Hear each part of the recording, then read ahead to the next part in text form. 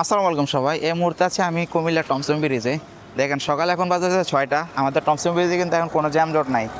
দেখেন রাস্তা কিন্তু একেবারে ফাঁকা, কারণ এখন হচ্ছে সকাল টাইম, সবাই ঘুমাইতেছে। এখন আসলে ড্রাইভার ভাইয়েরা যারা আছে এখন ভাবিদেরকে নিয়ে ঘুমাইতেছে।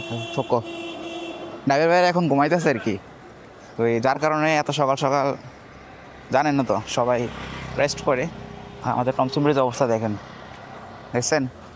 আমার মনে হয় না যে এটা টমসম ব্রিজ, ঠিক আছে? মনে হয় এটা অন্য কোথাও আইয়া পড়ছি। সান মন হবো এটা যে টমসম ব্রিজ, মন হবো নিখন। পুরো রাস্তা একেবারে ফাঁকা। যে জায়গাতে সবসময় গাড়ি ঘোড়ার সিএনজি, অটো, ট্রাক, বাস সবসময় টল থাকতো, আর এই সকালে সময়টাতে কিন্তু কোনো গাড়ি নেই।